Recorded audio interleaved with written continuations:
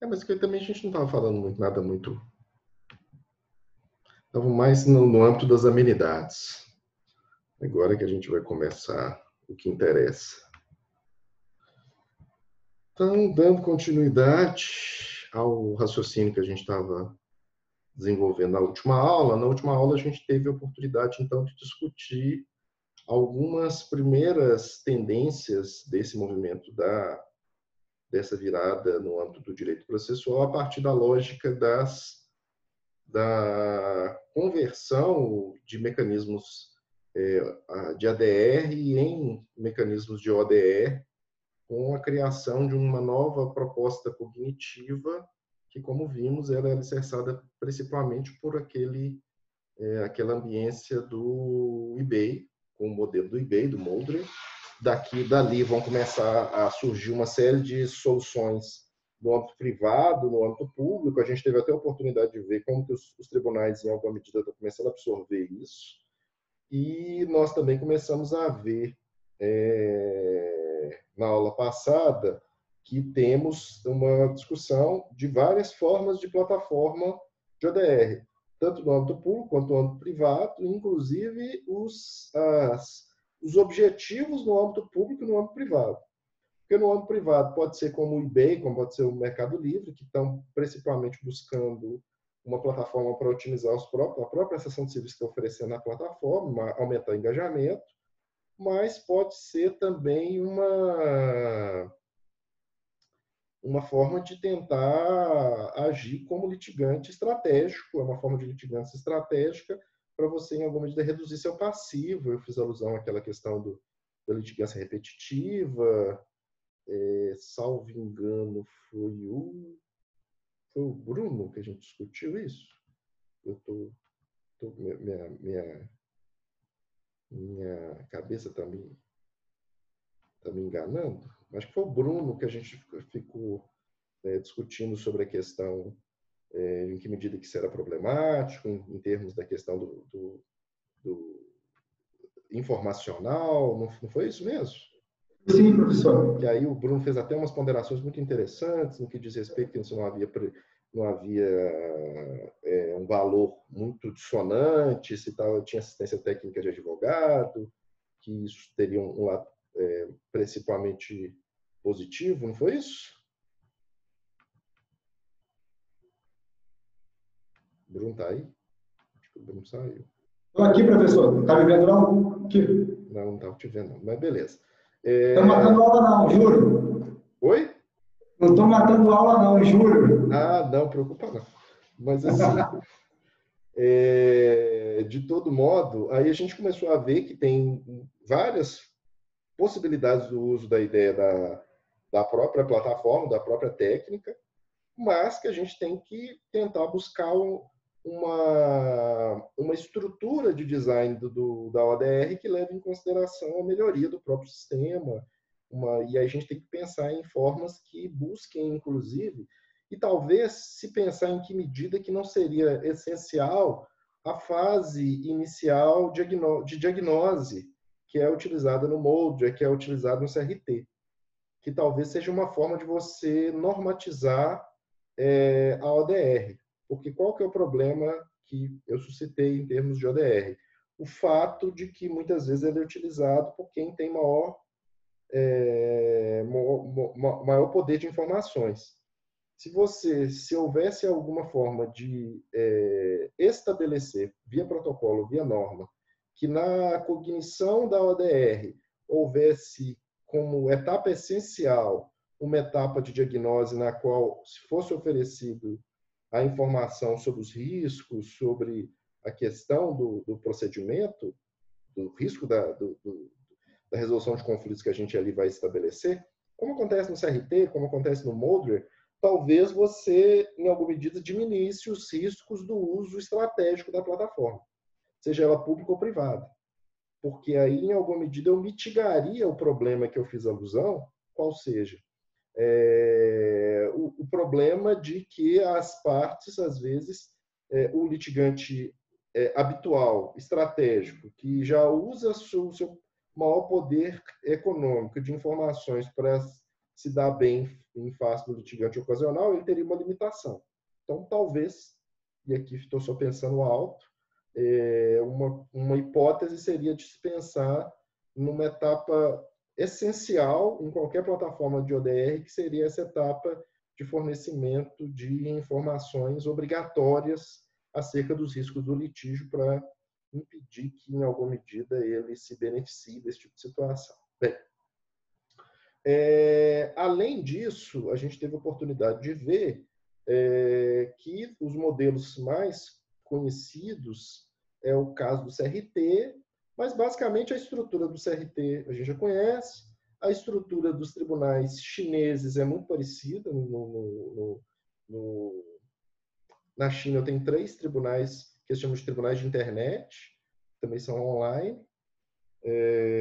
Tem em Singapura também um tribunal todo online, também tem uma estrutura, mas a estrutura cognitiva de todos é muito parecida em termos de arquitetura, que inclusive no final das contas há de se pensar em que medida que essa arquitetura seja boa ou ruim, porque o fato dela ter gerado bons frutos não significa que a gente não possa pensar em prototipar uma outra, entendeu? Até porque nós estamos num âmbito ainda movediço, quando a gente vai tentar transladar essas iniciativas que deram muito certo na iniciativa privada para o âmbito público. Bem, só que aí a gente começa a pensar em outros aspectos em torno desse fenômeno. Isso começa, como a gente já viu, no âmbito de técnicas para resolver problemas por ODR.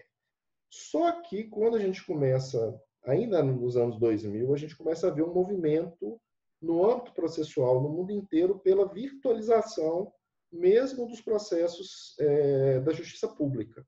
Então esse movimento começa a ganhar muita força, a ideia do processo eletrônico no mundo inteiro vai ganhar muita proeminência, só que no final das contas o processo eletrônico acaba sendo o quê?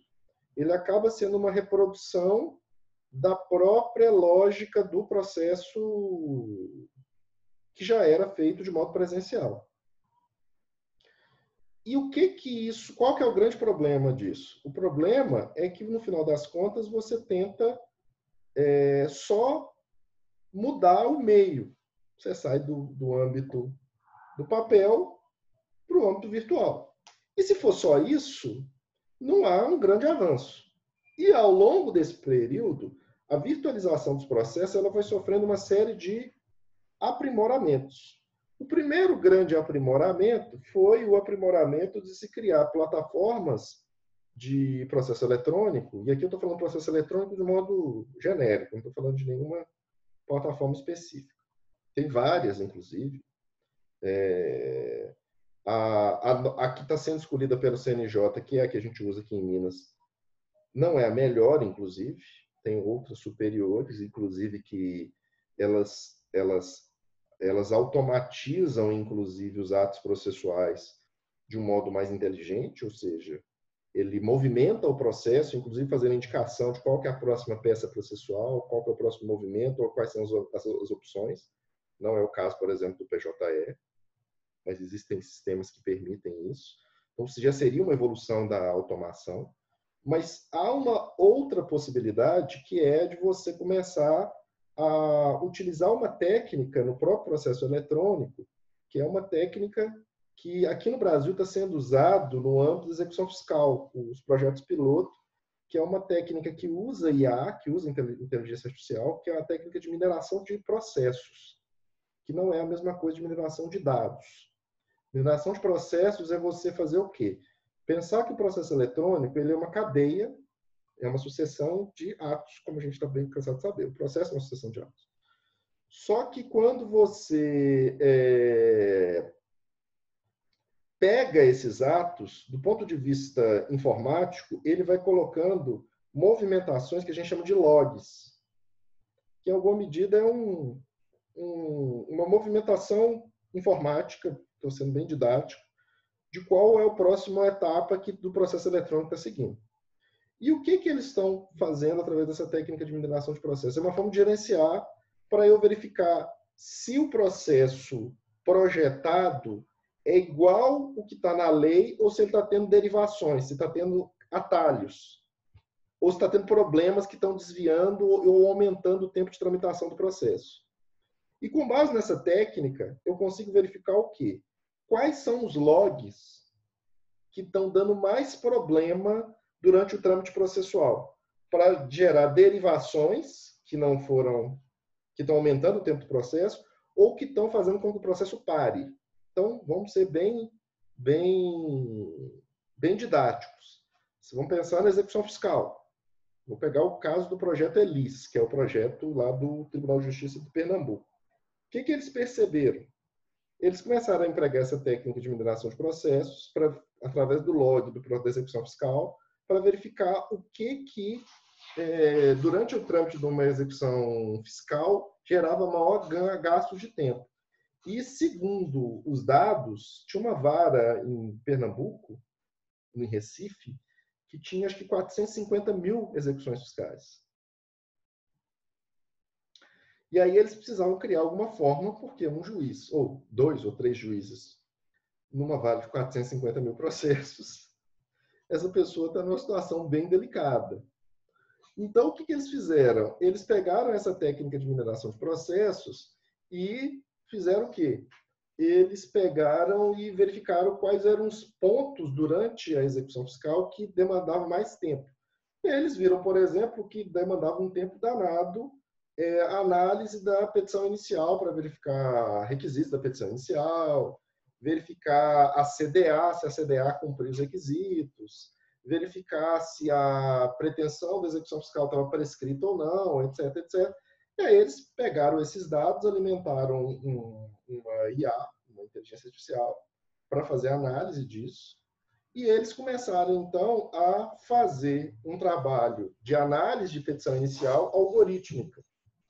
E os números são muito, como se diz, muito surpreendentes em termos de eficiência.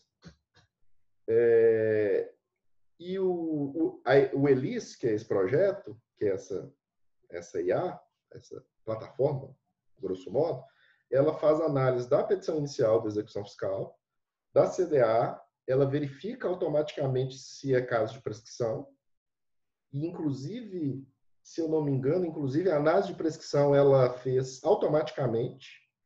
Ela começou a fazer uma análise que ela não tinha sido nem efetivamente programada para fazer, mas ela intuiu a questão da programação lá. E ela faz essa análise com uma rapidez assim, muito espantosa. Inclusive, a mão de obra dos servidores que faziam isso foram direcionados para outros âmbitos. A próxima etapa do ELIS, salvo engano, é para fazer bloqueios eletrônicos também online. Que eu acho que vai ser a terceira etapa agora. Mas eles estão usando... E o que eu estou aqui falando? Eu estou numa etapa, qual seja, a etapa de virtualização do processo eletrônico. Ou seja, eu estou simplesmente pegando o que era feito fisicamente e trazendo para o suporte eletrônico. Só que aí eu começo a fazer o quê? Eu começo a automatizar o trâmite, eu começo a automatizar e fazer análise de quais são os pontos de estrangulamento durante o processo eletrônico para eu induzir mais força, ou às vezes até colocar algum tipo de algoritmo para fazer algum trato em alguma questão repetitiva que possa retirar trabalho humano. E eu começo a fazer uma coisa, o quê? Eu começo, em alguns países, isso ainda não aconteceu no Brasil, mas existem alguns países que eles estão começando, inclusive, a fazer o quê?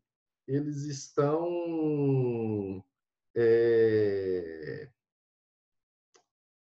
diminuindo as fases procedimentais. Então, eles começam a retirar etapas do procedimento que eles começam a ver que elas podiam ser extirpadas com essa análise, inclusive, de mineração de processos, de etapas que são inúteis, às vezes, em determinado tipo de procedimento, que pode gerar um tipo de especialização, mas uma coisa precisa ser dita. Esse tipo de especialização de procedimento, ela depende de caso a caso. Então, por exemplo, não dá para pegar o projeto ELIS e pegar e colocar na justiça civil. Ele foi projetado para resolver qual problema? O problema da execução fiscal específica. Eu posso programá-lo para outras execuções fiscais, em outros tribunais, isso é possível. Inclusive, a ideia do CNJ é fazer uma plataforma guarda-chuva que seja colaborativa, que é o Sinapses, que hoje está sediado no TJ Rondônia, para que as iniciativas todas do Judiciário sejam, em alguma medida, passíveis de serem reproduzidas em qualquer outra unidade, para acabar com essa ideia de que cada tribunal tenta inventar a roda. Porque você perde dinheiro com isso, perde know-how, que é o grande erro do processo eletrônico. Que cada tribunal foi criar uma plataforma, 10 plataformas, e nenhuma funcionava bem, e elas não são interoperáveis, que é um problema seríssimo em termos de plataformas eletrônicas, que é a interoperabilidade, que é o que? Um sistema conversar com o outro. E o MNI, o Modelo Nacional de Interoperabilidade, ele não funciona, o Gabriel está chateado com alguma coisa. O Modelo Nacional de MNI, ele não funciona na plenitude para gerar interoperabilidade entre as plataformas. E aqui em Minas, por exemplo, o sistema de primeiro grau não conversa com o de segundo grau. Tem lógica nenhuma isso. Você criar uma plataforma que não é interoperável dentro do próprio sistema, ou seja, então a ideia desse movimento pró-tecnologia que agora se inaugura é uma ideia bem mais inteligente. Eles estão querendo criar tudo dentro do CNJ, com uma plataforma guarda-chuva que, em alguma medida, vai poder gerar tribunais e equipes diversas de tribunais se auxiliarem, inclusive, na modelagem de percepções. Porque, por exemplo, hoje, eu tenho envolvendo execução fiscal uma prova de conceito no Rio, o POTI no Tribunal de Justiça do Rio Grande do Norte e o ELIS no Tribunal de Justiça de Pernambuco. Em alguma medida, são 3 iniciativas para resolver o mesmo problema. Qual? Execução fiscal. Se você pega esses grupos e coloca eles 3 para trabalhar conjuntamente, eles moldam uma plataforma com muito mais potencialidade de resolver o problema da execução fiscal com rigidez. Então, a gente precisa ter uma preocupação mais adequada para unir forças. E eu acho que isso é algo que esse movimento de tecnologia tende a gerar bons frutos dentro dessa lógica, que é o contrário que aconteceu na implementação do processo eletrônico. Bem, mas eu ainda estou em qual etapa? Eu estou na etapa da virtualização. Isso já muda os institutos? E aí eu entro aqui no que eu estava projetando.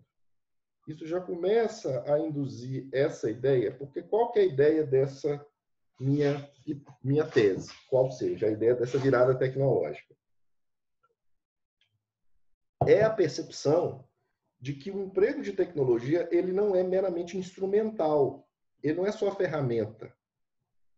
Ele promove uma mudança, seja de racionalidade, seja de interpretação dos institutos, que muda o próprio modo como nós começamos a lidar com o direito. Ou seja, quando a gente começa a falar em virada tecnológica, a gente começa a falar de um tipo de emprego de tecnologia no direito que ultrapassa o limite meramente de mudança de ambiente. Como muitas pessoas vão dizer. Inclusive, vocês estão lendo o livro da Rabinovich, Aine e do Itanquete, que eles, inclusive, falam da questão da tecnologia como quarta parte. Mas é mais do que isso. É a ideia de que a tecnologia, ela, em algumas situações, ela refunda os institutos. Ela modifica os institutos jurídicos. Então, quando eu falo em virada tecnológica, eu estou fazendo alusão a isso. Então, não é simplesmente um jogo de palavras, está dando um outro nome para o que as pessoas chamam de revolução, não sei o quê, etc. Não é isso. Porque o argumento preponderante no âmbito do direito é que a tecnologia é mero instrumento. Ela não está mudando nada. A gente só está indo para um outro ambiente, agora é virtual. Mas não é tão simples assim. Porque você está mudando uma própria racionalidade do próprio modo como as coisas começam a funcionar. Basta vocês pensarem que nas discussões que a gente fez antes do início da aula, antes do início propriamente da aula, que a gente iniciou depois de um tempinho que a gente ficou conversando aqui. Quando a gente fala da questão, por exemplo, de que o Supremo julgava pelo plenário virtual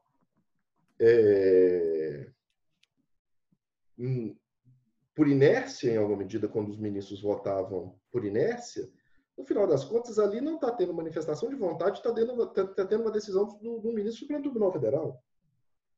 Estava tendo esses julgamentos todos. E, obviamente, esses julgamentos não vão ser anulados pelo fato de ter havido essa mudança de entendimento do Supremo Tribunal Federal.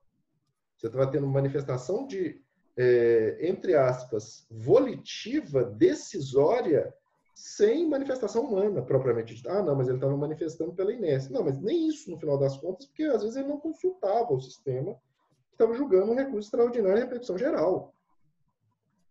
Então, só essa primeira etapa, e perceba, eu estou falando de qual etapa? Eu estou falando da etapa de virtualização do processo. Não estou falando de nada muito sofisticado ainda. Estou ainda no âmbito básico dos processos que foram virtualizados. Que é essa ideia que a gente está falando de videoconferência, todo esse debate em torno das audiências virtuais ou por videoconferência. Isso já muda o próprio modo como a nossa prática jurídica ela se estrutura. E por isso dessa expressão virada. Tal qual ocorreram outras viradas no âmbito do direito, que eu já fiz alusão para vocês no passado. Alguém ia falar alguma coisa? Diga. Era aí, professor, que essa fala do senhor estava me lembrando aquele documentário que você encaminhou no início do semestre, o AlphaGo, porque tem um trecho do documentário que foi o que mais me marcou, em que um dos personagens fala assim, que o AlphaGo mudou a forma como eles jogavam o jogo. Assim, ampliou, né? Ele foi criado por humanos, mas o programa acabou que ensinou os humanos um jeito diferente de encarar o jogo.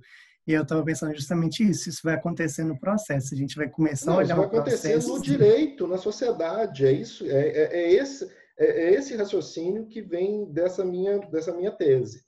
Ou seja, nós não estamos só simplesmente com uma ideia, porque a sua ponderação é muito precisa. O que no jogo lá, não sei se todos tiveram a oportunidade de ver o documentário, mas no âmbito do jogo, o que no movimento 37 lá o Gol fez? Ele fez, o AlphaGo, né, a inteligência artificial fez. Ela fez um movimento que nenhum humano faria e que induziu a vitória. E que era inesperado e todo mundo achou que foi um erro. E que ele mudou, inclusive, o fato de que o campeão, inúmeras vezes campeão mundial, ele, na quarta partida, ele fez uma jogada ultra arriscada, que não era costumeira dele fazer, que foi, inclusive, o que fez com que ele vencesse a máquina. Então, ele teve que promover um processo adaptativo muito consistente e é um jogador com nível altíssimo de profissionalismo, o Lee Sedorf, que é o campeão tantas vezes lá do Go, que é esse jogo chinês. Esse documentário eu acho sensacional, porque eu acho ele didático, para você começar a ver os riscos que você está correndo. Ali ele está falando de um joguinho, mas um joguinho não, porque é um jogo super complicado. Não é um jogo para qualquer um, inclusive. É o jogo de tabuleiro mais complicado do mundo. Então, ou seja, não é um jogo... xadrez é jogo de bebê perto do Go. Então é um jogo super complicado em termos de estratégia. Então. Mas assim, é uma refundação do próprio modo como você está lidando com aquela discussão. E o que eu estou dizendo em alguma medida é que essa virada tecnológica no direito processual está fazendo algo muito similar e o que mais me assusta, que não está sendo percebido. E se não está sendo percebido, aí eu tenho um problema muito sério. Porque aí eu estou começando a lidar com um tipo de tecnologia ultra sofisticada que eu não sei como que ela funciona, que ela está impactando no direito de um modo muito sensível e que as pessoas acham que é mero instrumento. E que a fala, inclusive, é essa. Até porque, se você tentar mostrar toda a dimensão da tecnologia, você cria um assombro nas pessoas. Que a pessoa pensa, vou perder meu emprego, vou acontecer alguma coisa. E é uma mudança muito consistente. E a tecnologia está gerando esse tipo de modificação, esse tipo de ruptura, muito consistente no âmbito. E se eu pensar em todas as etapas, a coisa vai ficando mais complicada. Então, qual que é a hipótese que eu estou, em alguma medida, oferecendo ou defendendo em alguma medida. Então, primeiro você tem uma possibilidade de refundação de institutos. Então, você precisa repensar o ato processual, porque ato processual tem um elemento volitivo intrínseco nele.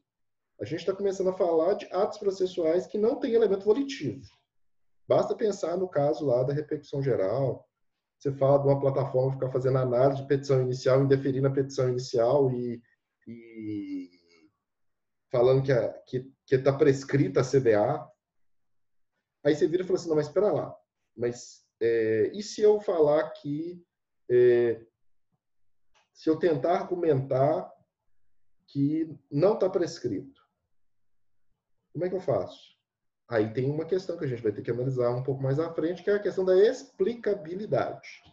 E aí eu até dou uma informação importante. O ELIS, ele usa um modelo de IA que é explicável, que é a árvore decisória. Ele dá logs pelos quais ele explica como que ele chegou a uma conclusão.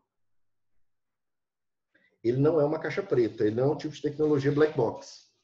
Ele é um white box. Então, é um tipo de tecnologia que ela é explicável. E isso foi proposital. Um dos juízes que trabalham no projeto ELIS, salvo engano, acho que Faustino Macedo, ele é juiz e ele está, inclusive, fazendo, salvo engano, mestrado ou doutorado em ciência da computação. Então, ele está preocupado com essa questão. Então, é uma pessoa que tem um conhecimento bem interessante sobre o tema. Não é só pessoa do direito que está tentando mexer ali com a tecnologia. Não, na verdade, não é nem a questão da pessoa ter formação em tecnologia, é a pessoa estudar e entender. Isso não é um bicho de sete cabeças no final das contas. Você precisa gastar um pouquinho mais de energia, porque você vai ter que estar estudando coisas que não são um pouco estranhas no primeiro momento para nós da área do direito, mas que estão se tornando necessárias.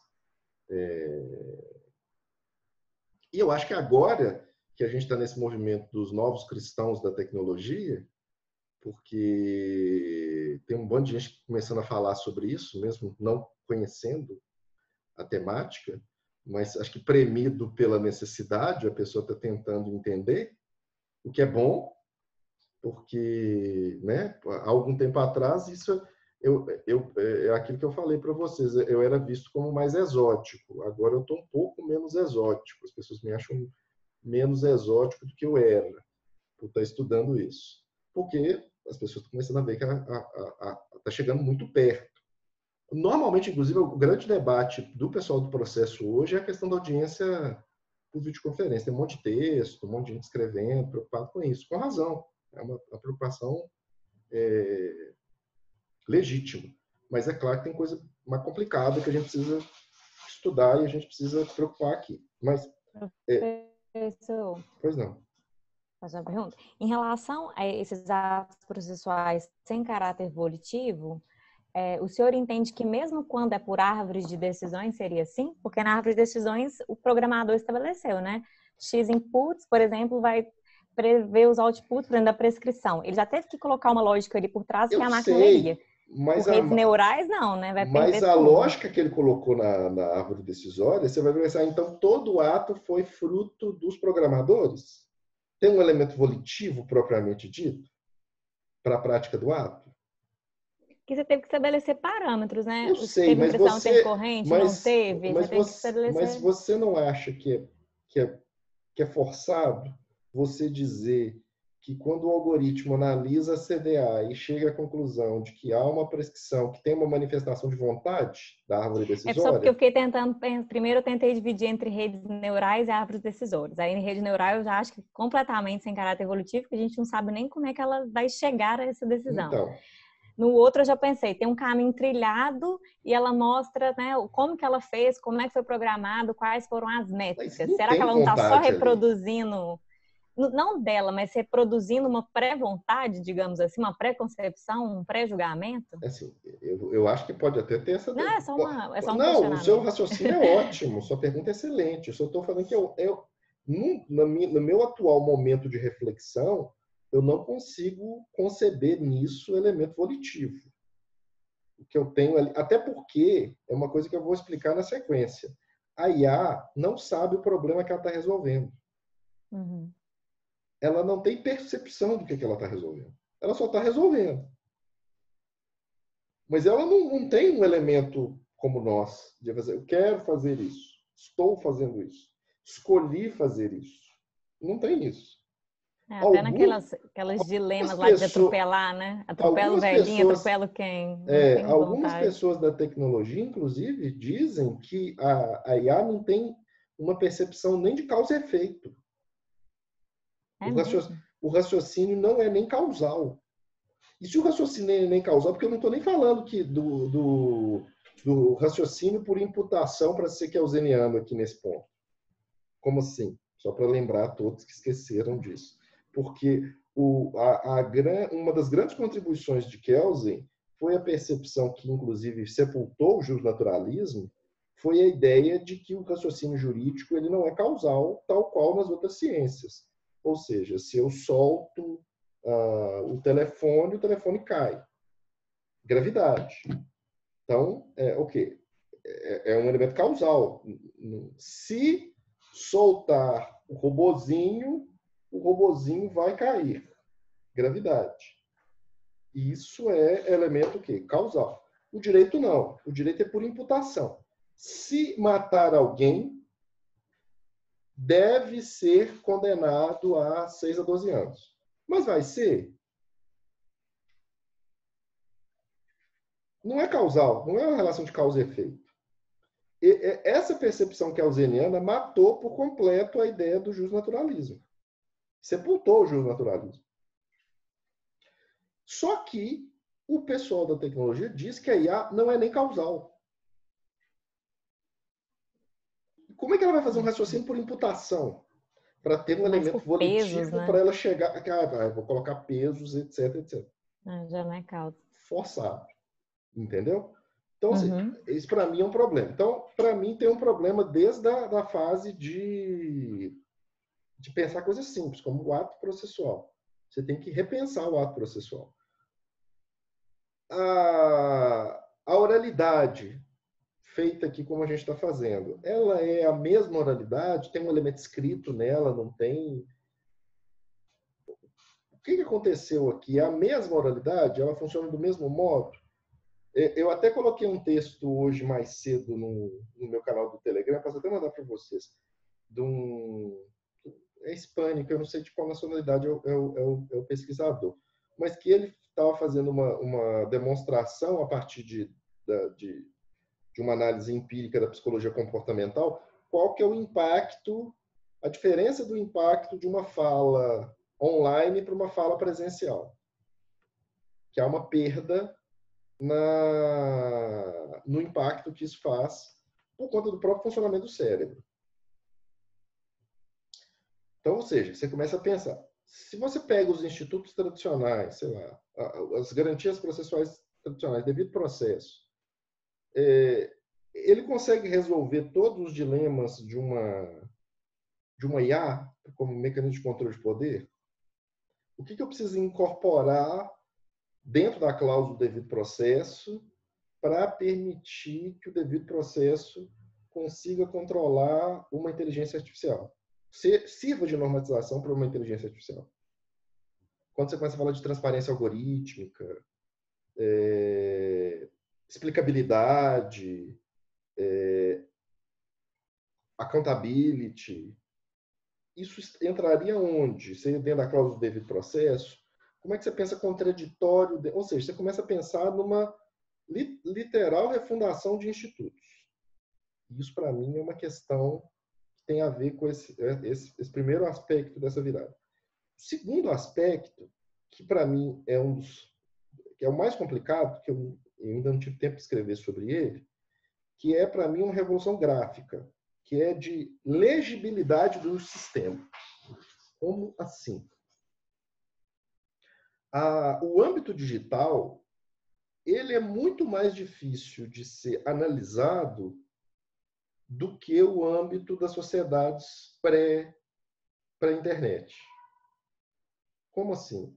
O jurista, ele tem muito maior dificuldade de fazer uma análise de fenômenos que eram costumeiros ou que existiam antes. Mas vamos limitar algumas questões. Por exemplo, você pensa na leitura do próprio comportamento, do nosso próprio comportamento social eleitoral. Como é que você cria um controle para envolvendo questão de fake news, etc, etc, etc, microtargeting, fazer marketing direcionado para a pessoa que hackeia os dados da pessoa? Qual que é o nível de percepção do jurista desse ambiente? Porque quando você começa a ler determinados referenciais bibliográficos, por exemplo, como eu passei para vocês no início do semestre, você leu, sei lá, o Byung-Han, que ele dá uma noção muito rápida, muito clara dos problemas da psicopolítica. Eu tenho certeza que talvez alguns de vocês nunca tivessem pensado nos problemas que ele estava ali suscitando com uma clareza meridiana, de como que é o ambiente da própria sociedade que a gente vivencia. Então, o que nós estamos vivenciando em alguma medida? Nós estamos diante de um ambiente que a gente não consegue, a gente em alguma medida, ou em grande parte, analfabeto funcional, a gente não consegue entender o que está acontecendo. A gente tem um âmbito de que a gente não consegue nem ter uma clareza efetiva de como que a sociedade está sendo moldada nesse novo ambiente.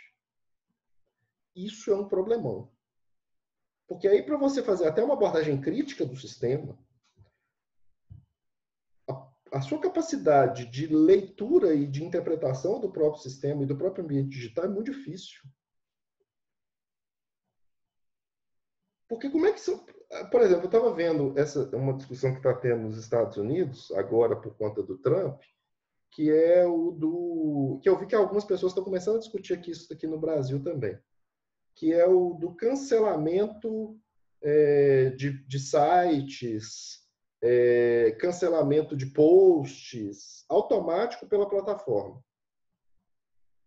dentro da própria discussão de liberdade de expressão, de toxicidade, de hate speech, discurso de ódio. Em que medida que esses cancelamentos são juridicamente defensáveis? Que vai lá o senhor fala daquelas plataformas que divulgam fake news, tipo aquele movimento do Sleeping Giants? Não só nisso, mas eu estou falando o seguinte, por exemplo, a própria plataforma automaticamente ela vira e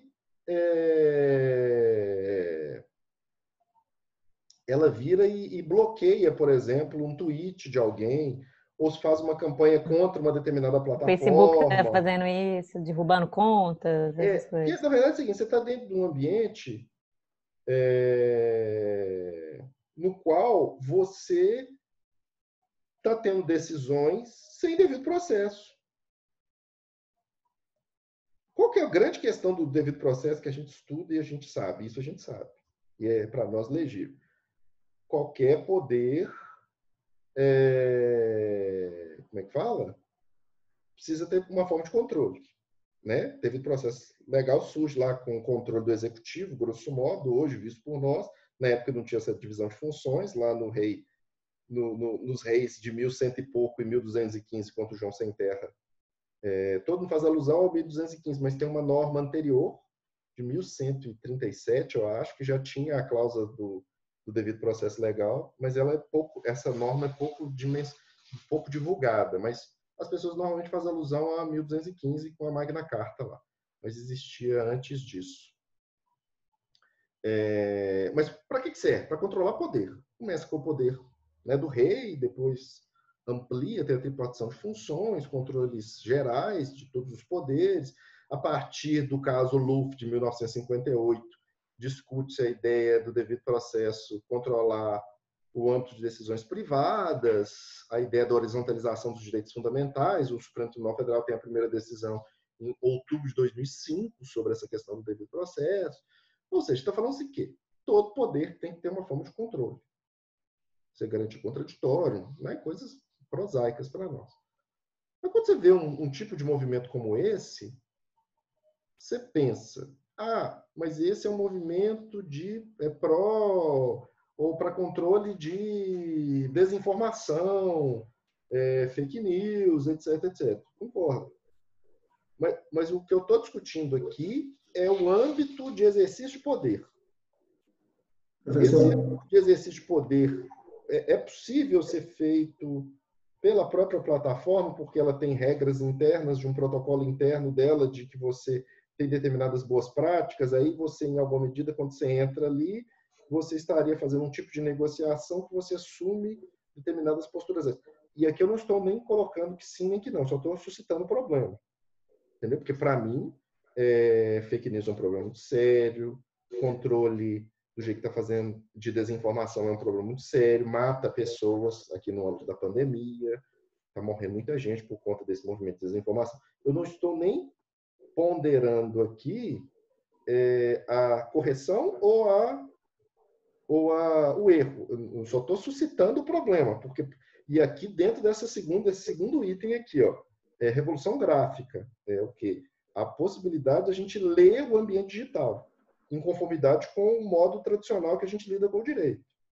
Das abordagens do próprio ideia de hate speech, para pegar um caso no Brasil, você pega lá o caso Elvanger, do Supremo Tribunal Federal, envolvendo aquela editora lá, neonazista lá, do Elvanger lá, que publicava livros contra os judeus do sul do país e tal. Ou seja, como que a gente faz uma leitura de liberdade de expressão? Tem até um manifesto, acho que do Noam Chomsky e outros pensadores contra esse movimento, inclusive, das plataformas. Se vocês depois eu até mando o manifesto para vocês, se vocês me lembrarem.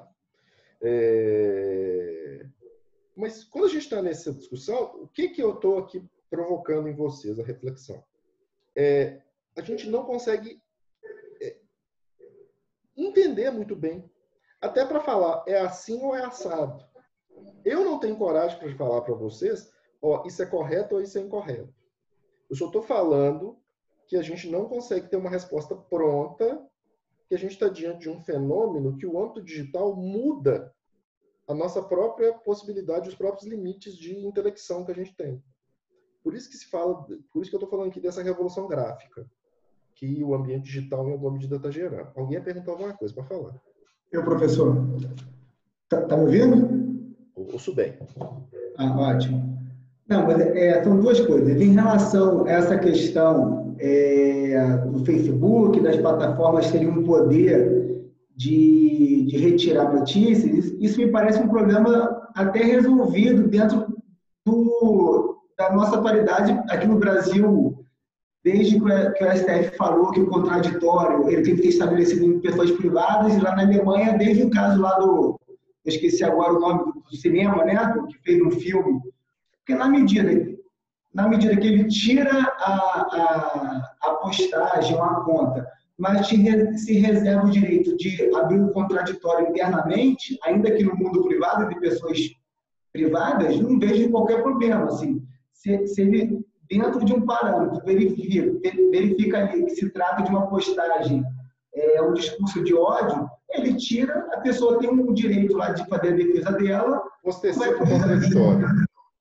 para o judiciário. Um problema que eu acho que está resolvido dentro do que nós já temos. Em relação ao devido processo legal e o contraditório, dentro dessa virada tecnológica, estava pensando aqui, é um problema que, assim, é difícil de dissolver esse no caso, porque, assim, tanto o contraditório como o devido processo legal, ele é um construído. O que foi em 1215 certamente sofreu diversos acréscimos com as necessidades que são apresentadas. E o pensar sobre as necessidades sempre são póstumos. Primeiro você sofre a bagunça, o caos do tempo contemporâneo, para depois pensar. Mas eu não estou nem negando isso. Pelo contrário. Inclusive, eu já tive a oportunidade de escrever, inclusive, que, por exemplo, a própria noção de transparência algorítmica de um black box seria absorvida pela própria cláusula do devido processo legal. Já é um upgrade numa coisa que o devido processo por óbito não foi pensado para ele. A questão não é essa. A questão, dentro desse ponto que eu estou fazendo menção, o que eu estou provocando em vocês, a reflexão não é nem se eu consigo resolver ou se eu não consigo resolver. O problema é que a gente não consegue ter uma leitura muito clara do que está acontecendo. E de que se determinado movimento, por exemplo, de cancelamento de um site ou de um movimento contrário, de boicote a uma determinada plataforma, ou a um determinado jornal que é conhecido por fazer fake news, como teve todo um movimento agora contra um determinado alguns sites que eram patrocinados pelo um governo X ou Delta e que ele vendia as informações adulteradas, fake news daquele. Até que ponto que esse ambiente ele tem clareza muito evidente para que nós, da área do direito, consigamos dar uma resposta idônea? É no sentido da nossa, em alguma medida, incapacidade de entender o fenômeno na inteireza. Não estou nem discutindo que no âmbito X ou Delta a coisa seja passível de ser resolvida. Não é essa a reflexão que eu estou tentando pontuar para vocês. É a nossa dificuldade de entender. Porque quando a gente pega, por exemplo, toda a discussão que o próprio Han faz no Psicopolítica, de que nós, em alguma medida, somos instados a todo momento a nos manifestar, em que há um controle por um poder que ele chama de poder inteligente, que a gente é, em alguma medida, seduzido para o tempo todo falar sobre os temas, mesmo sem embasamento acerca deles, fugindo ao nosso círculo de competência. A gente está dando pitaco sobre se o medicamento X ou Delta funciona para o Covid-19, uma coisa que particularmente eu não tenho o menor conhecimento para falar, e as pessoas brigam, tem, outros não tem, tem um estudo aqui, outro colar, mas eu não sou médico, não tenho informação nenhuma para poder fazer nenhuma consideração se determinado medicamento é bom ou não para esse tratamento. Não é minha formação. Foge ao meu círculo de competência, então eu não tenho possibilidade de falar disso. Só que o âmbito digital, em alguma medida, te induz a se manifestar sobre determinadas coisas, ou as pessoas são instadas a se manifestar sobre determinadas coisas que elas não compreendem. Então, o que eu estou aqui, em alguma medida, nominando de revolução gráfica, é exatamente essa nossa dificuldade de leitura do ambiente digital, porque ele supostamente nos oferta uma clareza, porque ele nos dá muitas informações, muitos dados, mas, no final das contas, a gente tem muito poucas certezas para a gente poder virar e falar assim, do ponto de vista jurídico, a resposta para resolver esse dilema é esse. Por ponto. Essa dificuldade pode ser que, em algumas situações, por óbvio, eu consiga resolvê-las. E, no nosso caso aqui, como processualistas, a nossa função, em alguma medida, é tentar achar caminhos para resolver os problemas. A nossa única função na Terra, como processualistas, é tentar resolver problemas, entendeu? A gente busca subsídios para a gente ter como resolver os problemas que nos apresentam no âmbito do dimensionamento de conflitos. Essa é a nossa razão de ser na Terra, como acadêmicos. Então, é isso. Mas o que eu estou falando é que essa nossa até capacidade de entender o fenômeno, ela fica, em alguma medida, nebulosa. Então, é nesse sentido a fala. Perfeito? Alguém ia falar alguma coisa? Professor. Quer falar, Ana Carolina? Eu só queria, porque o Bruno comentou essa questão da resposta no Facebook, nas plataformas em geral, mas pelo que eu li sobre esse caso, sobre essas notícias, é que muitas vezes a pessoa não sabe o motivo real do porquê a sua publicação foi deletada, foi cancelada. E as plataformas não têm uma resposta clara, não têm critérios claros, e muitas vezes a aferição dos critérios também ocorre por meio de algoritmos. E aí você não sabe exatamente qual conteúdo, qual palavra, às vezes uma palavra que você usou, mas o contexto em si nem era um contexto, por exemplo, de discurso de ódio, etc. E mesmo assim a sua publicação é excluída. E eles fazem essa exclusão antes, vamos dizer assim, do contraditório, né? Então isso seria até uma... E aí tem um problema muito sério, que é o qual seja, a inteligência artificial que usa processamento de linguagem natural, há um estudo muito sério e dentro dessas próprias plataformas em torno do que eles chamam de toxicidade, que é basicamente análise de discurso para ver se tem discurso de ódio, hate speech em geral. E aí o que acontece? Nessa análise também tem viés algorítmicos. Porque se você coloca determinado tipo de palavra, ele automaticamente ele já intui que aquilo você está fazendo algum tipo de postagem que seja preconceituosa. Então, automaticamente ele bloqueia a sua postagem, seja lá o que for. Não sei se vocês viram o movimento do sensacionalista. O sensacionalista postou no início dessa semana. Foi essa semana. Foi essa semana, não foi? Foi. Ela estava pedindo um auxílio e tal, porque é uma plataforma de humor que basicamente coloca notícias inverídicas. Mas isso é o propósito de existência humorístico e ninguém, obviamente, tirando alguma pessoa que esteja desplugada do universo, vai ler uma reportagem do sensacionalista e acreditar que aquilo seja verdade. É tudo uma gozação. Tanto é que quando eles falam a verdade, você assim, pasmem, isso é verdade. Apesar de ser uma coisa cômica. Professor, já teve uma pessoa que fez um TCC de faculdade usando reportagem do sensacionalista. Na época saiu, você acredita? Achando que era verdade. Ah, não, mas aí a pessoa... Mas, ou seja, isso, né, sempre tem doido, né? Mas assim, pessoas com um mínimo de percepção do universo, obviamente vai saber... E aí o que ele está fazendo no movimento? Porque ele começou a receber uma série de bloqueios automáticos porque o algoritmo entendia que aquilo era uma postagem de fake news. E aí a discussão dele que ele estava suscitando era exatamente essa. Pessoal, olha, o nosso propósito é fazer as pessoas se divertirem. E etc, etc, etc. Ou seja, qual que é o problema aqui que eu estou, em alguma medida, suscitando? Que medida que eu posso ter alguma forma de controle normativo disso? E aí eu volto ao problema dessa revolução gráfica. A gente não tem muita clareza e cabe a vocês aqui, pós-graduação, escreverem e pensarem esses problemas. E dar uma Professor, pois não. Eu, Cícero, o professor, é porque dentro desse projeto de fake news, que me parece que quer apresentar isso que o senhor está pedindo, que é uma solução, claro, é uma grande polêmica, o presidente da República, ao que parece, é contra, o Senado aprovou uma versão e a Câmara, ao que parece, fará algumas alterações, uma proposta de meio termo, e aí gostaria muito de ouvir a opinião do senhor, que é uma referência no assunto, seria de que as plataformas fariam uma suspensão provisória, como se fosse uma espécie de tutela de urgência. Antes,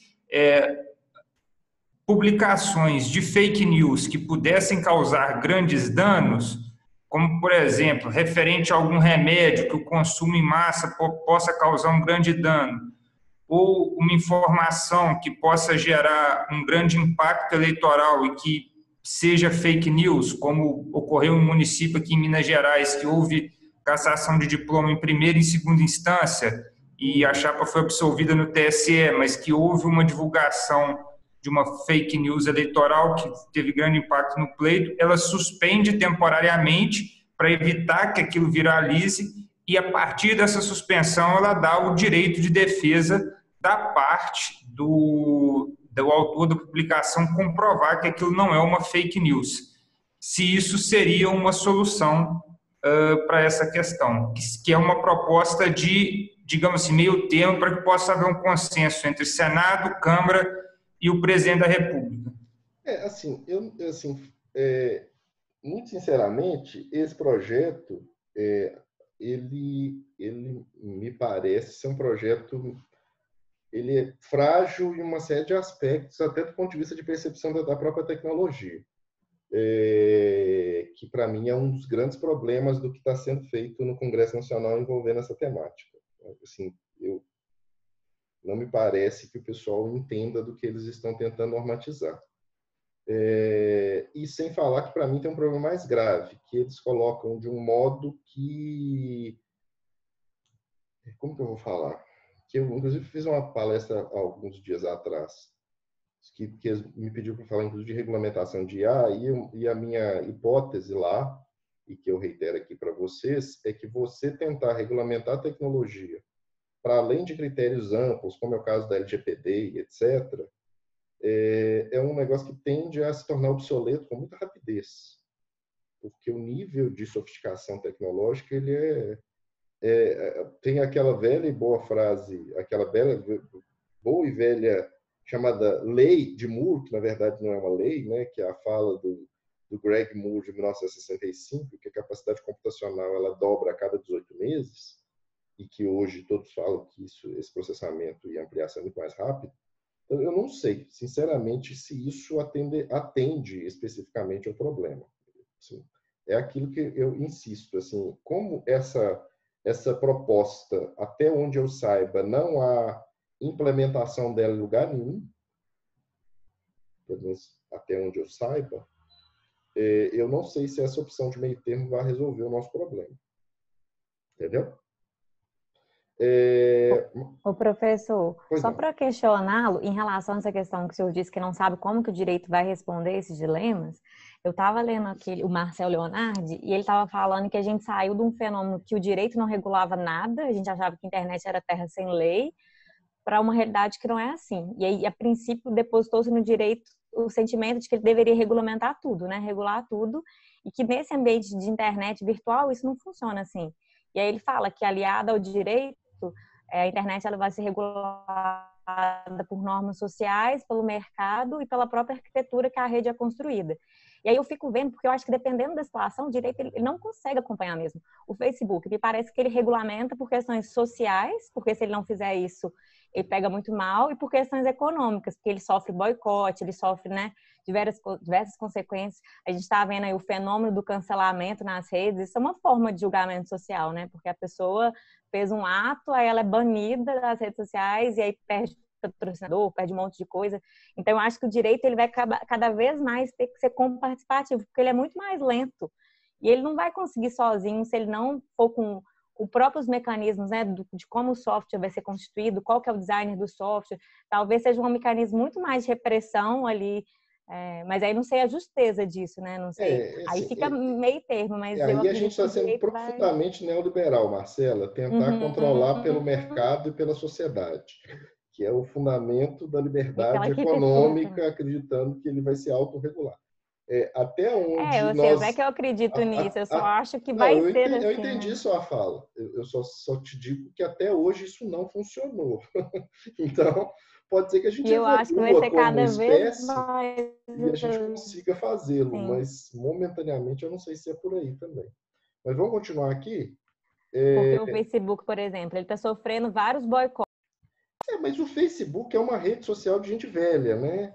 Ele já caiu do galho, até porque ele sofre uma repreensão muito grande das pessoas mais novas, e as pessoas mais novas não usam mais o Facebook, até porque tudo que o Facebook faz, tem toda essa fala de que ele é um ambiente de uso, principalmente, que não tem uma governança adequada para, inclusive, o controle como é que fala? Desse tipo de comportamento desviante, que ele, inclusive, auxilia nesses megaprojetos reacionários do planeta, etc, etc. Então, o Facebook já é uma rede social de gente velha. E isso, percebo, isso é uma coisa importante, é uma informação importante, por exemplo, às vezes você, como é uma rede social de gente velha, a depender, por exemplo, em termos de marketing, às vezes é melhor fazer um marketing no Facebook do que fazer um marketing em outra rede. Porque no Facebook você vai ter um target muito melhor, às vezes, de clientela do que numa outro tipo de rede. Se você estiver preocupado, por exemplo, com isso. Então, por exemplo, quando você vai fazer determinado tipo de marketing, não sei se você sabe, mas assim, por exemplo, empresas de tecnologia, às vezes elas fazem marketing para grandes julgamentos deles, por exemplo, em estação de rádio. Porque eles vão ter um julgamento importante que envolve uma determinada grande plataforma, eles desviam o marketing deles todo direcionado para a rede de rádio, porque eles sabem que, por exemplo, os ministros ouvem rádio. Então, você está fazendo um tipo de propaganda direcional para gerar um determinado efeito em determinado tipo de julgamento. Isso é dado, entendeu? Ou seja, você precisa saber, inclusive, para que você está fazendo determinado tipo de trabalho. Ou qual que é o seu perfil, então você precisa ter direcionamento. Tudo isso é dado, tudo isso envolve captação de dado tecnológico, que no final das contas tem relevância para aquilo que você se propõe. Bem, mas só para a gente terminar essa parte aqui rapidinho, então, para mim tem essas duas primeiras questões, ainda dentro da questão da virada, a ideia de que tecnologia não é só instrumental, como eu já disse, a questão de você pensar uma nova propedêutica, então você vai ter que repensar os institutos e os influxos da tecnologia em cada um deles, pode ser institutos como o ato processual, as garantias processuais constitucionais e, finalmente, a questão de novos modos de dimensionamento de conflitos, que seria essa questão que eu já fiz alusão, de você pensar em próprio ODR, pensar num próprio redimensionamento de uma cognição, de uma execução, a partir dos logs e de uma mineração de processo na qual você consegue saber o que são os pontos mais complicados no próprio trâmite processual e que pode gerar problema, que pode ser retirado ou acrescido para você fazer com que o procedimento, para que você prototipe um tipo de processo civil mais hábil ao próprio dimensionamento do conflito. E aí você, com base em dados, você consegue promover um outro nível, inclusive de gerenciamento de processos para os quais você ordinariamente não estaria acostumado. Beleza até aqui? Então, vou fazer só um intervalo aqui de uns 15 minutos e a gente volta. Combinado?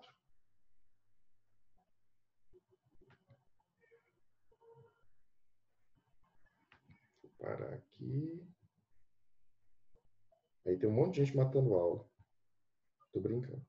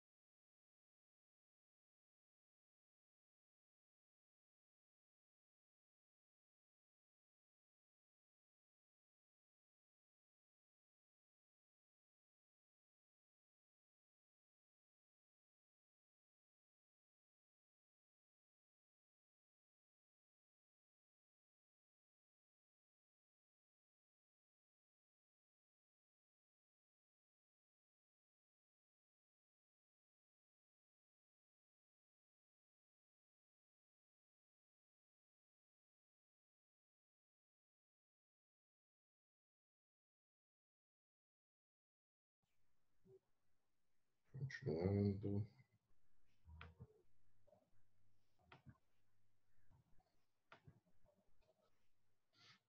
Então, vamos lá. Então, a gente já viu que, basicamente, nós estamos diante de um movimento no qual a tecnologia ela vai impactar nesses vários âmbitos e em outros. Na verdade, eu coloquei isso aqui mais, como se diz, exemplificativo, só para, em alguma medida, poder apresentar para vocês alguns dos aspectos. Só que, passada a etapa de virtualização, a gente começa a entrar numa segunda etapa, que é de automação, propriamente dita. A automação e a virtualização, elas conversam e dizem respeito ao quê? Você tentar, por exemplo, otimizar atividades... Peraí, tem uma pessoa entrando. Otimizar atividades repetitivas, por exemplo. Então, a discussão de automação, principalmente, vai passar por essa etapa de você empregar determinado tipo de tecnologia com o intuito de, mediante seu uso, dimensionar etapas repetitivas, em geral. Então, isso pode ser feito, por exemplo, há um movimento muito grande dentro do judiciário para se, por exemplo, automatizar a classificação inicial dos processos. Inclusive, eu me recordo que a primeira reunião que eu fiz no Tribunal de Justiça de Minas, quando começaram a pensar no protocolo que foi recentemente assinado pelo Tribunal de Justiça com a Universidade Federal, na reunião, quase todos os juízes, a primeira preocupação que eles tinham era do problema da classificação inicial dos procedimentos. Como assim? Vocês sabem que com a migração da distribuição ser feita fisicamente para um tipo de distribuição eletrônica, através de qualquer uma das plataformas, o judiciário ele fez uma opção técnica, qual seja, ao invés dessa classificação ser realizada pelo judiciário, tal qual era, tinha lá um servidor, ele recebia na distribuição, conferia, atribuía um determinado tipo de classe vinculada a uma tabela que ele já era treinado para fazê-lo. O processo eletrônico optou por entregar essa classificação aos advogados. Então, o advogado, na hora que vai propor a demanda, ele mesmo classifica. E isso gerou um problemão de gerenciamento dos processos, porque cada advogado classifica de um modo, e no final das contas isso gera um problema de você não ter com muita clareza gerar problemas de funcionamento, você não sabe de onde as demandas nascem, qual tipo de demanda, qual tipo de tema, ao passo que se você tiver uma classificação uniforme, você facilita inclusive para saber se uma determinada parte com um determinado CNPJ é a mesma que, por exemplo, quando houve uma mudança de nome dela, e o algoritmo ele consegue ver que se é o mesmo CNPJ, automaticamente é a mesma pessoa jurídica, por exemplo. Ou, às vezes, a pessoa coloca abreviado um acrônimo de uma sigla, ou seja lá qual for, ao invés do nome inteiro, e isso vai gerando problemas de classificação. Então, há um movimento, inclusive falo dentro de vários tribunais, para fazer um classificador automático, que vai fazer a leitura da petição e vai fazer a classificação automaticamente, que vai auxiliar nessa questão gerencial e pode, inclusive, auxiliar no Poder Judiciário saber com maior clareza os gatilhos de litigiosidade, até para se pensar em algumas técnicas, como a própria utilização de IRDR, ou coisa que o vale. Outros classificadores, como vem sendo projetados vários, o próprio Vitor, que está fazendo esse tipo de análise de casos, ou seja, ele pega lá o recurso extraordinário que chega nele, faz uma leitura através de PLN, processamento de linguagem natural, e ele associa isso a temas de repercussão geral para fazer agrupamento e julgamentos. Como aconteceu aqui no TJ Minas, eles fizeram um julgamento de 280 processos numa determinada Câmara, que também foi lido por processamento de linguagem natural para atribuir para agrupar um julgamento que foi feito pelos juízes, propriamente eles fizeram um voto, mas eles agruparam casos para serem julgados um único julgamento. Não foi propriamente um julgamento, né, algorítmico, nem nada disso. Os votos foram feitos pelos desembargadores e pela sua assessoria. Mas, ou seja, eu estou trabalhando basicamente em qual plano? Automação. Eu estou pegando... Nessa etapa de automação, eu já posso pensar em algum tipo de tecnologia um pouquinho mais avançada? Posso. Então, por exemplo, o Vitor usa um pouquinho de inteligência artificial? Usa. Em determinada etapa, por exemplo, para fazer processamento de linguagem natural? Faz. Para fazer agrupamento de casos? Sim, mas ele não julga, não faz nada. Ele não promove uma análise mais aprofundada. Ele já começa o Vitor já suscita o problema de nós estarmos diante de uma decisão sensível ser tomada por máquinas. E esse é um tema de grande relevância na comunidade tecnológica, qual seja a discussão até que ponto que decisões públicas sensíveis devam ser tomadas por máquinas. Ao passo de que, ou se não deveria haver um limite para que a utilização de automação ou propriamente de IA, como a gente vai ver na sequência, se ele não deveria ser tolhido nesse tipo de ambiente. Isso é uma grande polêmica no mundo inteiro. Existem falas muito recorrentes para se falar, não, determinada decisão não deveria ser tomada por máquinas. Tem, inclusive, um livro de um professor de penal muito aclamado e muito gentil, o professor Luiz Greco, que ele está, inclusive, o livro deve estar para ser lançado, eu já discuti com ele por outras razões, a gente já teve algumas conversas, inclusive diretamente, e ele defende abertamente que as decisões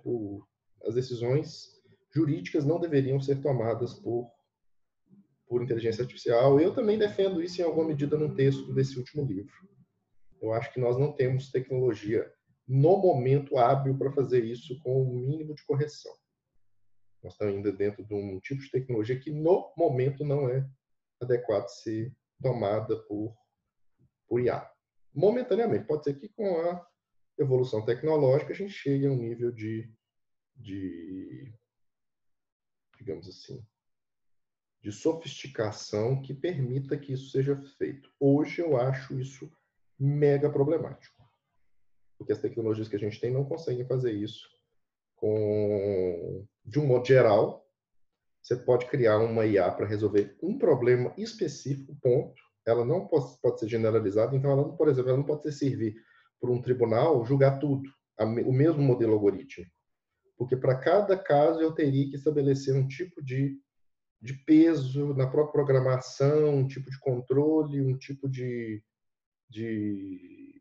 design que levasse a coisa. Se eu mudar poucas variáveis, eu posso causar uma tragédia em termos de resultado, e o erro ser exponencial. Então, momentaneamente, eu acho que decisão sensível é algo que não deveria ser tomado. Mas o Vitor já é.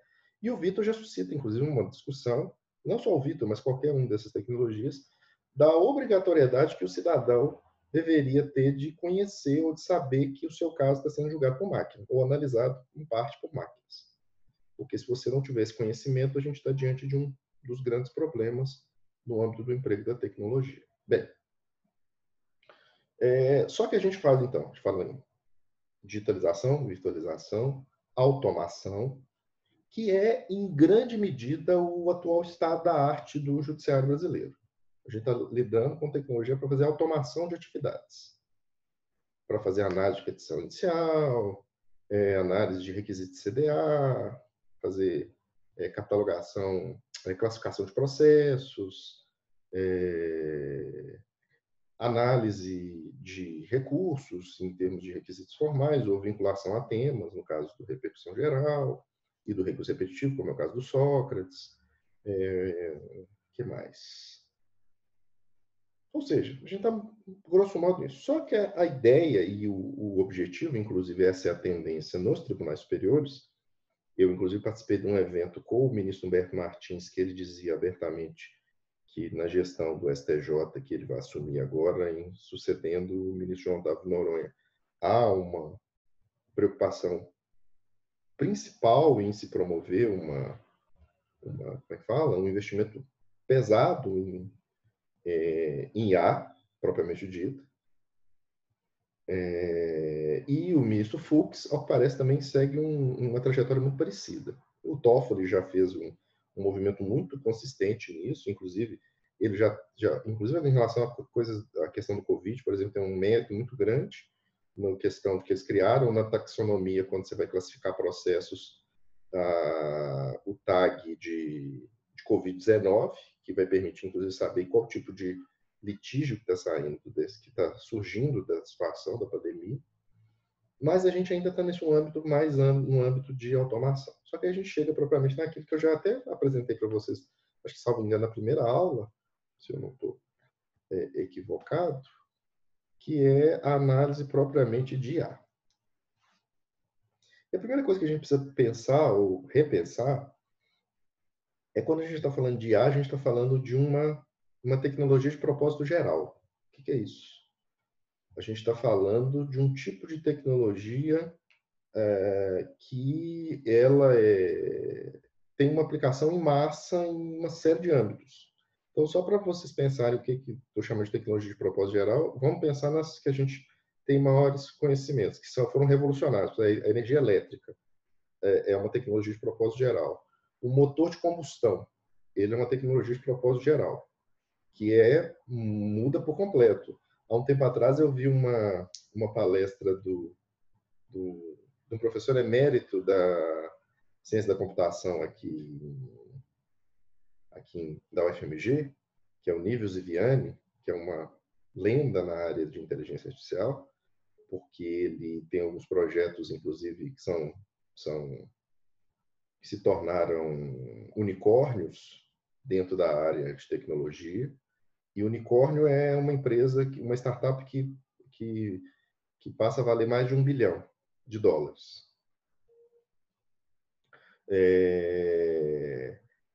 E ele é o cara que, inclusive, trouxe a Google aqui para Belo Horizonte. Não sei se você sabe, mas o laboratório da Google no Brasil fica ali na Avenida dos Andrades. Então, ele é um cara muito... E uma fala que ele fez há algum tempo atrás, ele começava falando assim que como que o motor de combustão foi impactante, que nos Estados Unidos, no início do século, a população de cavalos era uma coisa enorme e até a década de 60 o número de cavalos foi caindo exponencialmente pelo óbvio avanço do motor de combustão. Ou seja, você está diante de um tipo de tecnologia disruptiva que vai, em alguma medida, modificar, em alguma medida, os âmbitos. E a IA é uma tecnologia de propósito geral.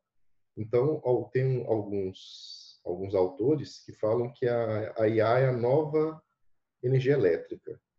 Então, ela vai promover uma mudança muito consistente nos nossos próprios... Ela já mudou por completo os nossos hábitos.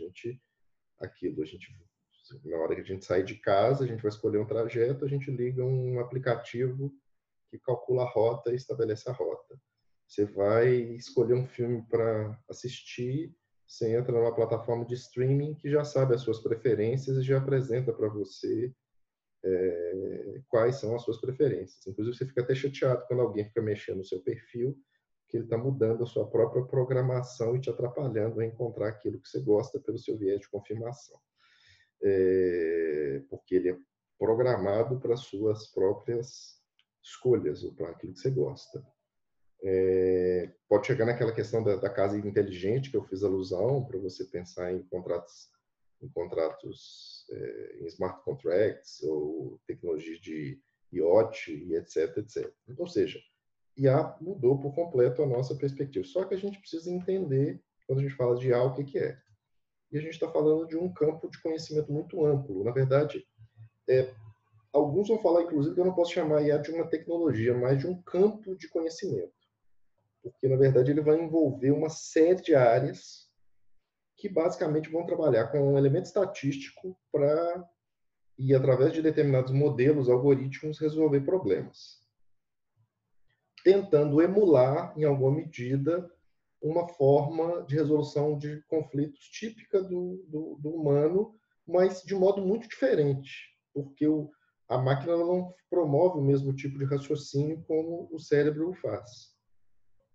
Não há nenhuma similitude com o modo de processamento. Mas você está, então, diante de quê? De um grande campo de conhecimento.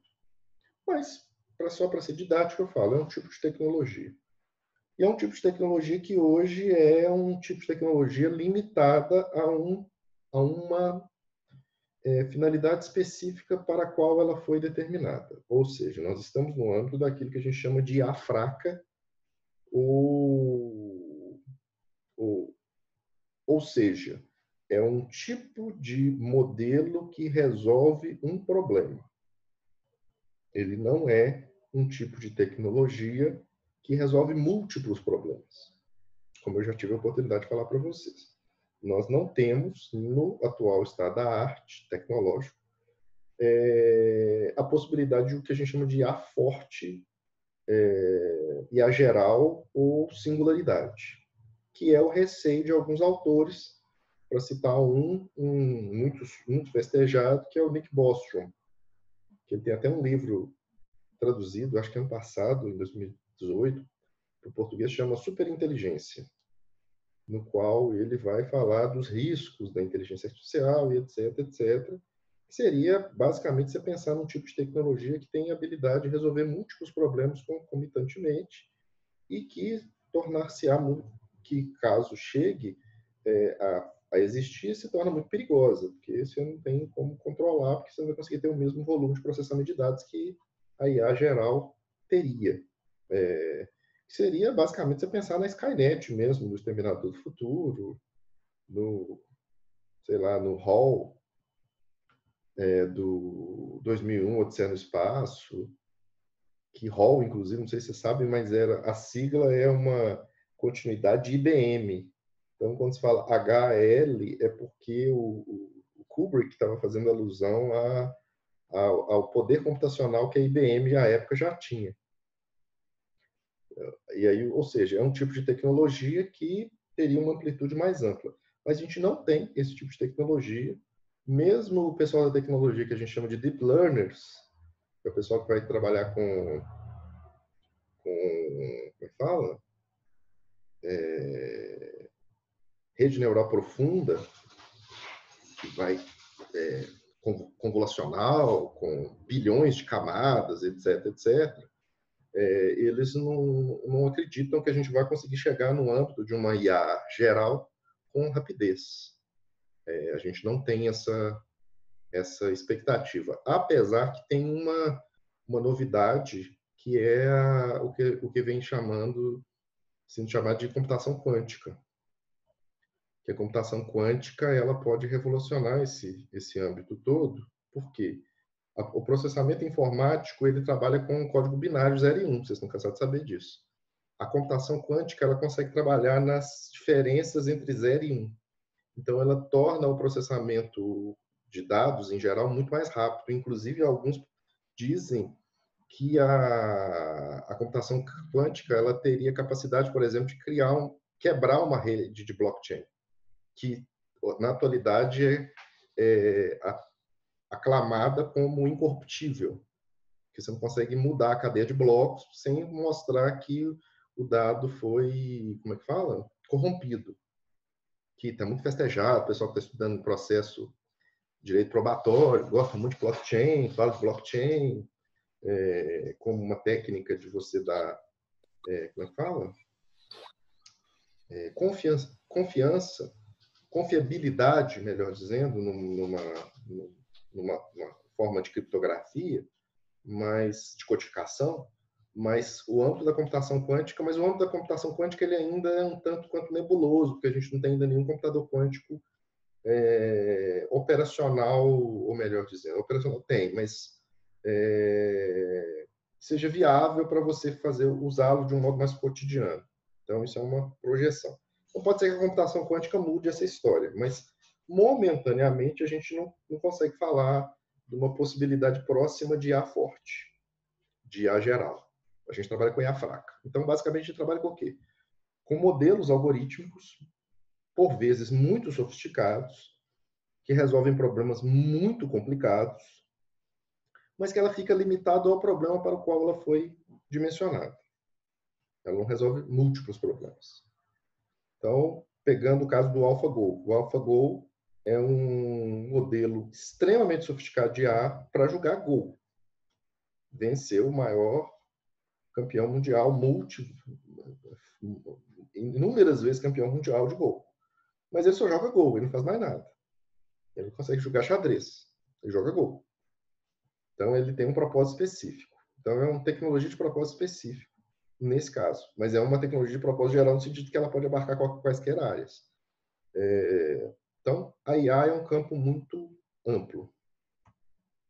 Alguém perguntou alguma coisa? Acho que desistiu. Eu cheguei a levantar a mão, professor, só para falar que tem uma corrente muito forte que fala que o blockchain seria utilizado em cartórios, né? Mas já há um uso, inclusive, de compras e vendas de imóveis usando blockchain. Só que, por quê? Por conta da fala de que eu não precisaria mais do cartório como autoridade certificadora. O blockchain me ofereceria isso com muito mais confiança. Eu, particularmente, reputo que cartório é uma coisa que tem prazo de validade. Vai chegar dentro de muito pouco tempo. Acho que o lobby dos cartórios não vai conseguir suplantar o lobby da tecnologia. Eles conseguem encontrar alguém que tem muito mais dinheiro que eles, né, por óbvio. Difícil, né? E que pode suplantá-los, porque realmente assim, é impressionante a força que eles têm, tipo, né, a atuação deles é muito, muito consistente, até do ponto de vista político. Só que, mais uma vez, a tecnologia pode suplantar. Alguns cartões estão começando a colocar na sua estrutura a tecnologia. Mas eu acho que vai chegar um ponto que as pessoas... Alguém vai ter uma percepção muito simples, ou seja, não precisa mais deles.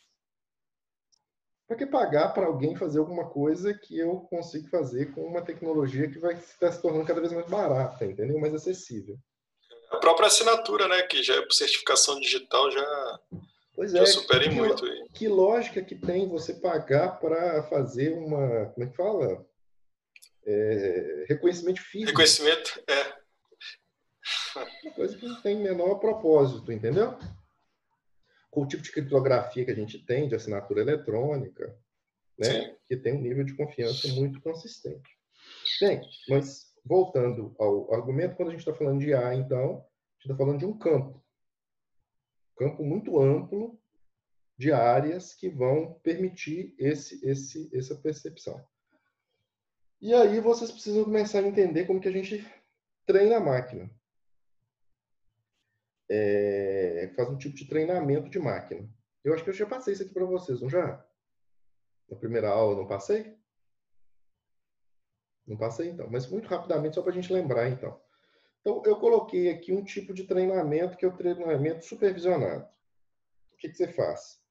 Você rotula a informação e, com base no rótulo da informação, você treina a máquina para ela te dar uma resposta, a partir do dado estatístico do treinamento. Então, você rotula. No campo do judiciário, há uma tendência, quase sempre, da gente não conseguir trabalhar com aprendizado supervisionado. A gente vai ter que trabalhar com aprendizado não supervisionado. Isso quer dizer o quê?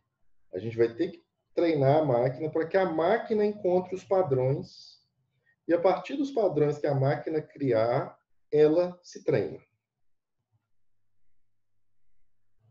E tem um outro tipo de tecnologia, de outro tipo de treinamento, que é o aprendizado por reforço, que normalmente é usado para jogos. Então, por exemplo, o AlphaGo ele foi treinado com aprendizado de reforço. O que é aprendizado de reforço? É uma coisa muito simples, que nós, seres humanos, fazemos quando a gente é pequeno. Como que a gente aprende a fazer as coisas? Por exemplo, pegando aqui meu bebezinho. Como é que ele aprende a ficar de pé? Ele vai tentando, toma um tombo, bate a cabeça e tal, e aí ele vai otimizando o seu modo de agir até que ele chega a um ponto que ele consegue ficar em pé. É um treinamento. O aprendizado por reforço é a mesma coisa. Você coloca o algoritmo para ele tentar fazer chegar a determinado resultado, ele vai tomando tombo, até que ele chega a um nível de conseguir agir. Você já deve ter visto algum vídeo de robô sendo treinado para andar. Ele vai sendo treinado, aí ele vai fazer uma aprendizagem de reforço. No caso de jogos, é muito comum você fazer esse tipo de treinamento. Você cria uma rede que ela vai sendo retroalimentada para chegar a um determinado resultado. Já mostrei isso aqui para vocês, do Deck Pixelizer, que é o problema do risco de você chegar a essa conclusão aqui, por conta da insuficiência de dados ou dos dados mal alimentados. E já falei para vocês, e reitero, isso para mim é um dado essencial, IA não sabe o que está fazendo. Ela não sabe o problema que ela está resolvendo. Ela não sabe se ela está resolvendo um problema da área do direito, da área da medicina. Para ele é indistinto. Ele está resolvendo problemas. Ele não sabe, ele não tem noção do problema que ele está resolvendo. E isso é uma questão, porque quando você fala, então, de limites éticos para IA, você está falando de uma coisa, tentar atribuir alguma coisa a algo, o que ele não tem. E que ele, em alguma medida, não consegue perceber. Então, se você quer atribuir elementos éticos ou normativos a qualquer treinamento de IA, quem vai oferecer para a IA isso são os pressupostos vão ter que ser apresentados por nós. O que significa que perceba. E aí você tem um problemão. Eu volto no primeiro problema, quando eu comecei a falar da virada tecnológica. Da segunda questão, quando eu falei da virada tecnológica. Aquela nossa incapacidade de leitura significa que você vai atribuir à máquina determinados parâmetros. Quem que está estabelecendo esse parâmetro? É a equipe que vai treinar a máquina. E aí, quem garante que os parâmetros dessa equipe são parâmetros realmente amplos, que vão levar em consideração todos os afetados? E por isso, daquela minha ponderação, que eu reputo que nós não estamos numa época na qual decisões sensíveis possam ser passíveis de emprego de tecnologia.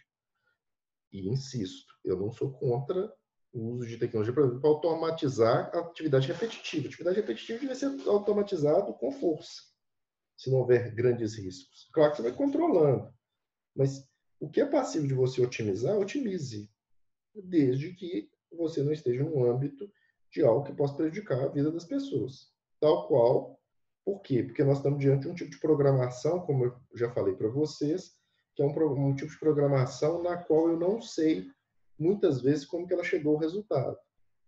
E aí eu volto a falar do problema do Compass, mas eu poderia falar do problema do... E lembre-se do caso do Eric Loomis, que é o cara que foi... eu contei já esse caso do Eric Loomis para vocês, não já? Ou não? Contei ou não contei? Porque eu falei já do Compass, seguramente, porque eu falo do Compass sempre. Porque todo mundo fala sempre do Compass. Mas eu não me lembro, professor. Eu conto para vocês. O que acontece? Há muitos anos, nos Estados Unidos, o que acontece?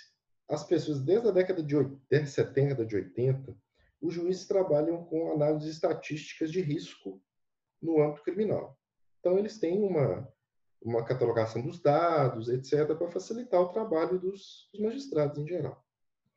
Só que com todo esse avanço da tecnologia, uma empresa em específico, a Northpoint, ela criou o Compass, um algoritmo para fazer análise de risco de detentos, para auxiliar o juiz a fazer o quê? A prender, condenar, conceder liberdade provisória, abrir os corpos, etc, etc. E basicamente o que o Compass faz? Ele apresenta isso aqui que eu coloquei na tela para vocês. Ele apresenta um gráfico no qual ele oferece para o juiz índices de periculosidade, de baixo ou alto risco. Perfeito? Beleza. Pô, revolucionário. Alguns falam que, inclusive, o índice de análise é muito menos rigoroso, às vezes, que os juízes, em termos de eficiência, é bom porque, comparativamente, é melhor do que o uso por exemplo, de juiz, porque o juiz pode ser enviesado, pode ser preconceituoso, etc, etc. Diminui a taxa de encarceramento, segundo alguns estudos, etc, etc. Só que aconteceu uma situação no qual um cidadão de nome Eric Loomis, ele foi preso, salvo engano, cometendo um roubo, e ele foi condenado a uma pena, e o juiz embasa isso no score de periculosidade que o COMPASS ofereceu. O juiz poderia ter fundamentado uma série de outros elementos. Ele fundamentou só com base no dado do COMPASS. O que os advogados do Eric Loomis fizeram, então? Os advogados do Eric Loomis fizeram o quê? Recorreram. Foram até a Suprema Corte de Wisconsin, pedindo que eles queriam acesso a como que o COMPASS estava julgando. Basicamente, o que eles estavam querendo o quê? Explicabilidade do algoritmo. Só. Porque o juiz, na medida em que ele julgou com base no COMPASS, ele precisava explicar ou informar por que o COMPASS chegou a determinada conclusão. Só que o COMPASS, ele trabalha com um modelo algoritmo black box, que é o que a gente chama de rede neural. Um dos modelos black box, que é a rede neural. Que é basicamente o quê? É um tipo de... Eu vou mostrar para vocês de novo, que é o tipo de algoritmo que você tem a entrada, você programa com base na entrada e na saída, mas você tem uma camada no meio, que é uma camada que pode ser de bilhões de camadas, que ele é, em princípio, ilegível. Até o final do ano passado, inclusive, eu achava que ele era completamente ilegível. Só que agora eu estou tentando criar um projeto com o pessoal da informática para criar auditabilidade em rede neural profunda. Então, eu já estou começando a ficar mais otimista com o pessoal da tecnologia, que eles mexem com auditagem de rede neural. Então, eu não sei até que ponto que é possível auditar. Isso é uma coisa que vou informando vocês cenas dos próximos capítulos. Mas em princípio você não consegue auditar. Ela tem o que a gente chama de opacidade. O que é opacidade? Opacidade é um conceito muito importante no âmbito de tecnologia. É o fato de você não conseguir saber como um modelo de IA, por exemplo, decide. E tem duas questões. As pessoas normalmente associam não ao código-fonte do algoritmo. Só que, na verdade, a questão do código-fonte em si não é a questão mais relevante do ponto de vista jurídico. Porque, por exemplo, se abrir o código-fonte para nós aqui do direito, é inútil. Porque nós não conseguimos entender o que aquele cálculo matemático diz. 2. O código-fonte tem um problema de propriedade intelectual, que foi, inclusive, o fundamento que a Suprema Corte de Wisconsin falou que não podia abrir o código-fonte da North Point, que era dona do COMPASS. Por quê? Porque é propriedade intelectual. Então, você não pode... É igual você encontrar o segredo de Coca-Cola, por exemplo. Não há possibilidade. Só que a questão maior não é desse tipo de opacidade. O problema da opacidade, que a gente faz alusão do ponto de vista jurídico, é da explicabilidade e da transparência algorítmica, de modo a que se apresente como que o modelo algorítmico chegou a determinada conclusão. Esse era o grande problema. Só que a Suprema Corte de Wisconsin fez o quê? Ela manteve a decisão. O que os advogados do Eric Loomis fizeram? Recorreram, entre aspas, apresentaram o writ of certiorari para a Suprema Corte americana. O que eu falei no início da aula, antes inclusive de começar a gravação? O sistema americano do writ of certiorari, ele funciona como? O advogado apresenta, em média apresenta, sei lá, uns 7 mil por ano, a Suprema Corte recebe uns 7 mil por ano. Esses 7 mil casos são analisados pelos assessores. Os assessores fazem uma filtragem, apresenta isso, convence os justices. O justice submete os casos que sobraram, sei lá, uns 300 casos, para análise, e eles deliberam quais que eles vão julgar, e eles julgam, sei lá, 70, 100, 80, 100 por ano. Perfeito? E nesse processo de análise, a Suprema Corte entendeu o quê? Na análise do writ of certiorari do caso Loomis versus Wisconsin. que é o nome do caso. Loomis, com 2 Os, versus Wisconsin, que é o estado. Eles entenderam que não era o caso da Suprema Corte analisar aquilo. E lembre-se que a Suprema Corte, em algum momento, escolhe porque ela está preocupada em proferir decisões emblemáticas e, obviamente, ela, creio eu, a Suprema Corte não achava que a tecnologia estava madura o suficiente para poder fazer qualquer ponderação se aquilo poderia ou não. Ao fim e ao cabo, até onde se saiba, o Eric Loomis foi condenado, está cumprindo pena, ou minto. Salvo engano, acho que ele saía no final de 2019. Isso foi em 2017, o julgamento da Suprema Corte, salvo engano também. Se a minha memória não me falha. Então, você está diante de um julgamento, a pessoa foi encarcerada com base numa análise algorítmica. Beleza. O problema é que em 2016, salvo engano, uma agência jornalística de nome ProPublica percebeu que o Compass ele era enviesado. Se a pessoa fosse negra ou latina, ele aumentava o score de periculosidade. Ele adulterava. Tal qual a gente viu há pouco a adulteração da foto do Obama, que o Deputy Xalizer tornou ele branco por conta do conjunto de dados que ele estava trabalhando. No caso do Compass, o Compass é enviesado se a pessoa é negra ou latina, sem que esse dado se encontre na programação e nos dados. Não tem lá, colocando a raça e tal. Mas, levando em consideração onde a pessoa morava, etc., ele fazia uma associação que induzia um aumento do score para esse tipo de população. Ou seja, ele era preconceituoso. Esse resultado do caso Loomis se reproduz do Compass, se reproduz numa série de outros algoritmos de análise, por exemplo, de tratamento médico. Tem um texto super interessante de análise de tratamento médico, que há uma subtratamento para a população negra nos hospitais, que adotaram determinados algoritmos para fazer escolha de tratamento, por conta do conjunto de dados. Há uma análise de credit score, de análise de crédito em bancos, oferece menos crédito para negros nos Estados Unidos. Isso tudo é demonstrado, tem prova empírica disso. Então, a gente está diante de um tipo de tecnologia que ela não sabe muito bem. E a gente não pode esquecer daquele caso do Twitter, que a Microsoft, salvo engano, criou um robozinho para interagir com os usuários do Twitter e ele ficou em 48 horas nazista, literalmente. Ele começou a defender coisas hitleristas, misógino, fazendo comentários, piadinhas, porque ele pegou o conjunto de dados que estava rodando no Twitter naquele momento e o que predominava era esse tipo de argumento do conjunto de dados que ele estava rastreando para interagir com os usuários do Twitter. Então, o que nós estamos então diante? Nós estamos diante de um tipo de tecnologia que ela vai parametrizar a partir de dados estatísticos e oferecer respostas. Se eu não tiver um tipo de controle desses dados, eu tenho um problema muito sério. E só para dar uma referência, tem um livro que chama Weapons of Math Destruction, da Kate O'Neill, que inclusive é um best-seller, salvo engano, de 2017. Depois eu passo a referência da obra para vocês. Que é um livro sensacional. É um livro de uma matemática. Não tem nada, em princípio, não tem nada a ver com direito.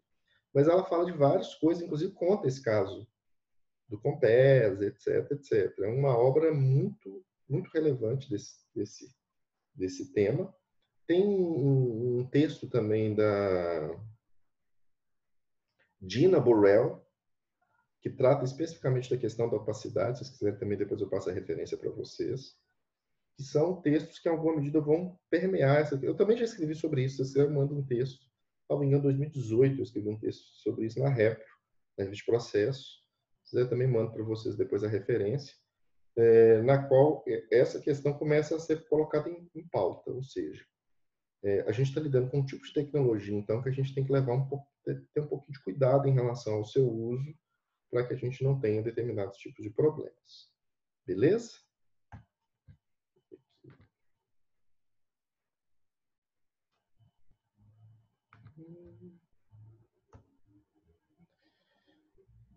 Mas aí, o que a gente vai fazer? Na próxima aula, então, nós continuamos. E na próxima aula a gente já começa as apresentações, se der tempo. Quem que são os primeiros a apresentar? Aqui, professor. O trio Parada Dura. Depois